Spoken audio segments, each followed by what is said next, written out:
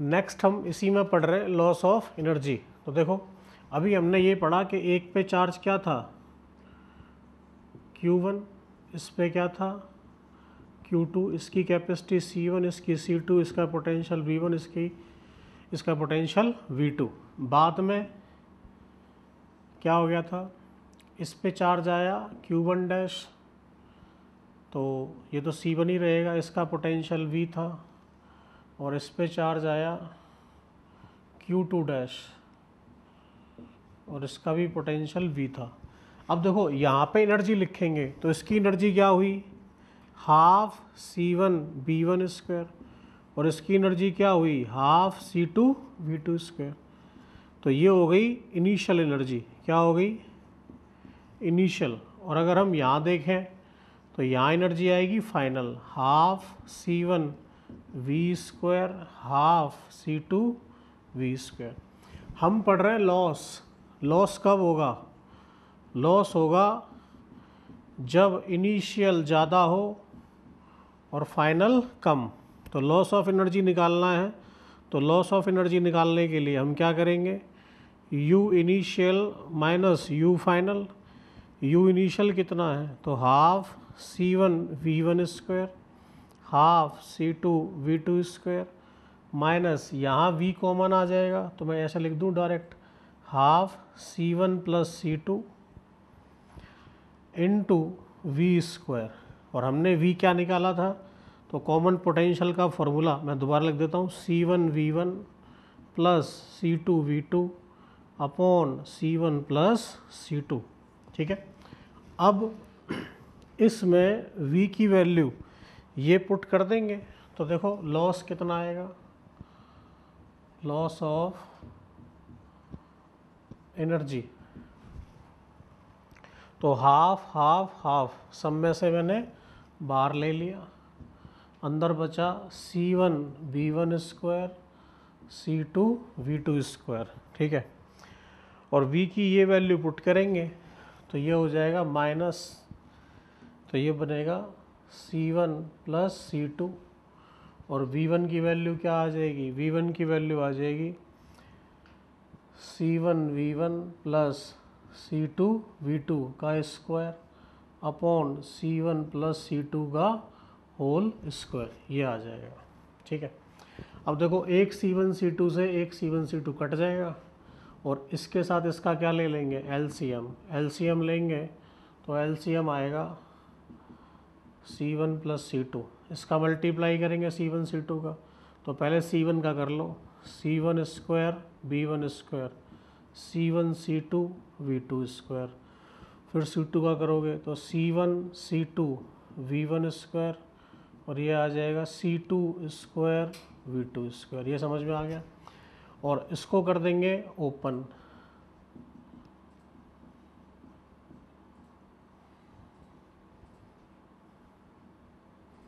ठीक है, तो ये आएगा हाफ, तो ये होगा C1 V1 square C1 square V1 square C2 square V2 square, और C1 C2 तो ये हो जाएगा C1 C2 V1 square C1 C2 V2 square. इसको ओपन करोगे minus C1 square V1 square minus C2 square V2 square minus 2C1 C2 V1 V2, ये आ जाएगा, और नीचे क्या बचेगा C1 प्लस C2, ये कट जाएंगे 1 2। ठीक है, और यहाँ से कॉमन क्या आ जाएगा, कॉमन आएगा C1 C2 C1 C2 C1 C2, तो बचेगा हाफ C1 C2, बचेगा क्या यहाँ से V1 square V2 square minus 2V1 V2 upon C1 plus C2। अब ये हो जाएगा half C1 C2 upon C1 plus C2, और ये किसका होल स्क्वायर हो गया, V1 माइनस V2 का होल स्क्वायर। आप इसको ऐसे लिख सकते हो, ये किसका फॉर्मूला है, कैपेसिटर इन सीरीज़, और ये किसका है, पोटेंशियल डिफरेंस का स्क्वायर। तो आप एनर्जी लॉस के फॉर्मूले को इस तरह से याद रख सकते हैं। Half C S into delta V square. तो जब हम दो कैपेसिटर को इस तरह से कनेक्ट करते हैं तो कुछ एनर्जी का लॉस होगा, और जो लॉस होगा एनर्जी का वो इन फॉर्म ऑफ हीट होगा, मतलब कुछ हीट डेवलप होगी। तो यहाँ से जो लॉस है वो हीट की फॉर्म में हो जाएगा। पहले एनर्जी ज़्यादा थी, बाद में एनर्जी कम। नोट कर लीजिए उसको। एक न्यूमेरिकल देख लेते हैं हम।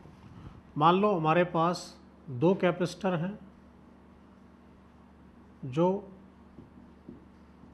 50 माइक्रोफैरड 50 माइक्रोफैरड के हैं, और इनको हमने क्या किया, एक बैटरी से कनेक्ट कर दिया जिसका वोल्टेज है 50 वोल्ट। तो पूछा है दोनों का कितनी कैपेसिटी होगी और कितना चार्ज स्टोर होगा, मतलब कितनी एनर्जी स्टोर होगी। तो 50-50, क्योंकि सीरीज़ में है तो 50 इंटू 50/50 प्लस 50 फॉर्मूले से करते हैं, लेकिन दोनों एक जैसे हैं तो हम डायरेक्ट भी ये लिख सकते थे कि इसका कैपेसिटेंस क्या होगा, आधा, मतलब 25 माइक्रोफैरड। वोल्टेज इतना दिया हुआ है तो V पता है, तो हम क्या निकाल सकते हैं, Q is equal to C V. तो ये हो जाएगा 25 इंटू 10⁻⁻6 इंटू 50। इसको सॉल्व करोगे तो ये आ जाएगा 125, सो इट विल बी 1.25 इतने कूलम का चार्ज आएगा।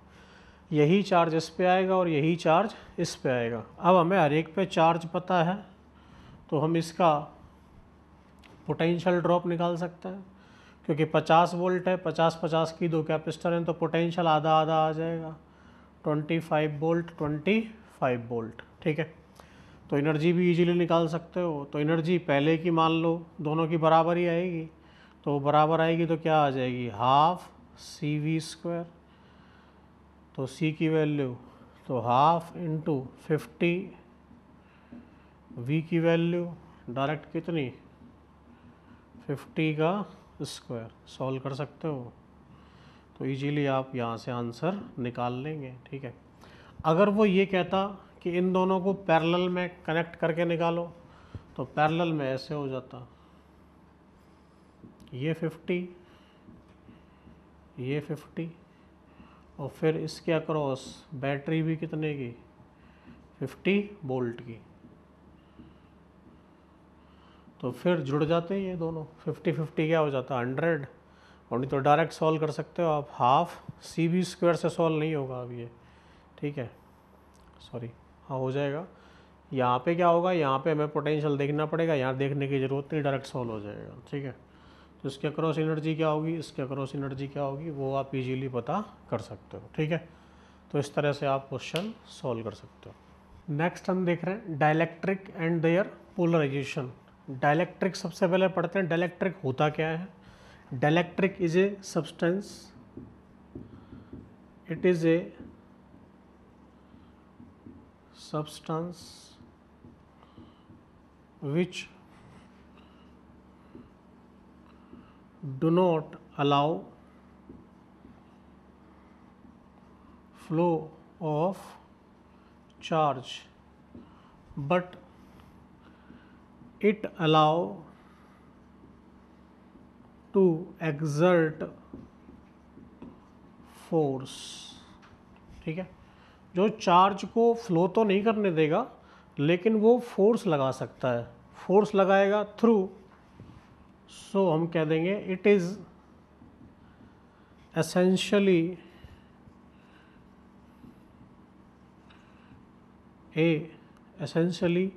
एन इंसुलेटर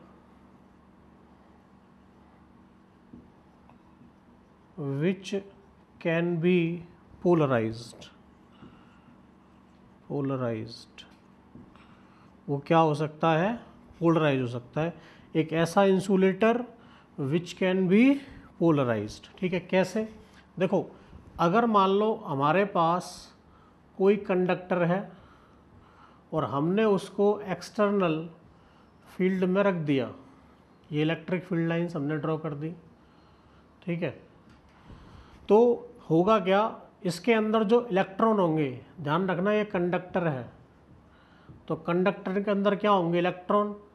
तो जो इलेक्ट्रॉन होंगे वो इधर मूव करना शुरू कर देंगे, ठीक है, क्या कर देंगे, इधर मूव करना शुरू कर देंगे। क्लियर, समझ में आ गई बात।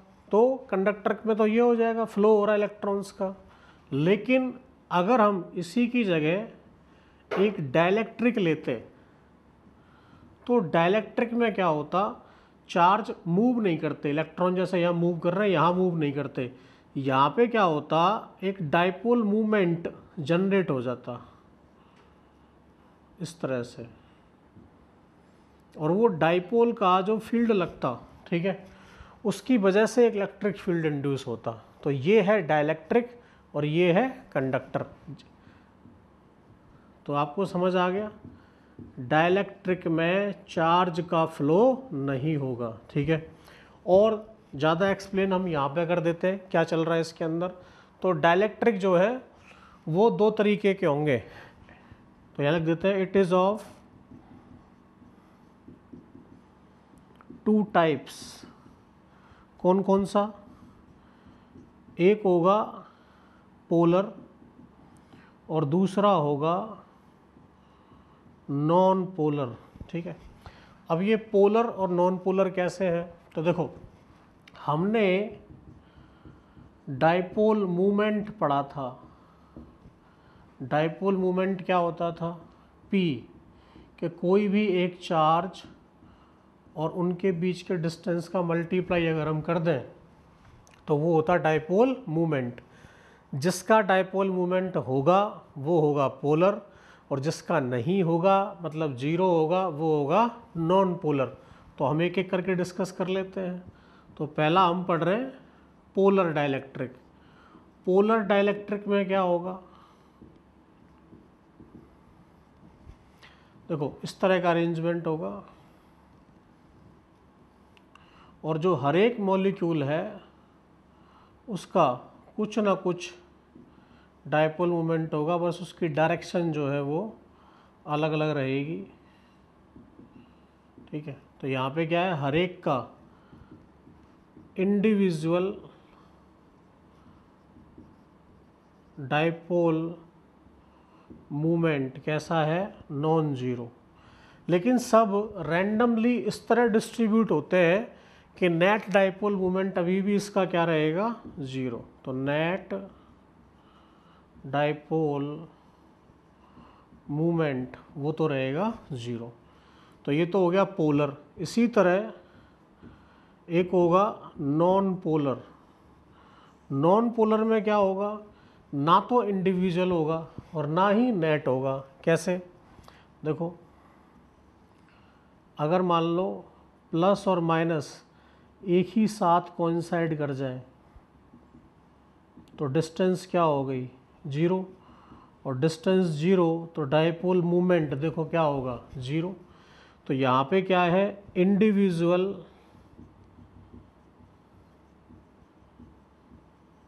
डाइपोल मूवमेंट कैसा है, जीरो, और नेट डाइपोल मूवमेंट भी क्या होगा, जीरो। तो ये भी जीरो, ये भी जीरो।